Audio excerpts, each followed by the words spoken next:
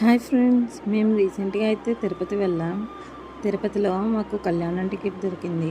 మేము 2 months ముందు మేము బుక్ చేసుకున్నాం కళ్యాణం టికెట్.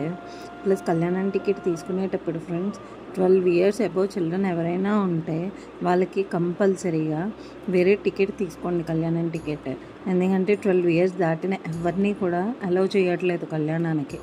సో అందుకే మీరు కంపల్సరీ టికెట్ తీసుకునే వెళ్ళాలన్నమాట. ప్లస్ ఇంకొకటి, మనకి ఏదైనా సేవ దొరకకపోయినా తిరుపతి వెళ్ళినప్పుడు లక్కీ టిప్ ద్వారా మనం బిఫోర్ డేనే సిఆర్ఓ ఆఫీస్ బ్యాక్ సైడ్ వెళ్ళి మన ఆధార్ కార్డ్ తీసుకుని వెళ్ళి మనకి ఉన్న సేవల్లో ఏదైనా సేవ లక్కీ టిప్ మనం వేసుకుంటే ఈవినింగ్ కల్లా మనకి తెలుస్తుందన్నమాట. అలా మాకు సుప్రభాత సేవ కూడా దొరికింది. సేవ చేయించుకున్నాక బయటకు వచ్చాక రూమ్లో రెస్ట్ తీసుకుని ఈవినింగ్ చక్కగా మళ్ళీ టెంపుల్ దగ్గరికి వెళ్ళి గరుడ స్తంభం దగ్గర దీపం అది వెలిగించి హారతి ఇచ్చి స్వామివారికి దండం పెట్టుకుని వచ్చాం ఫ్రెండ్స్. ఇది మా తిరుపతి ట్రిప్ విశేషాలు. Thank you friends.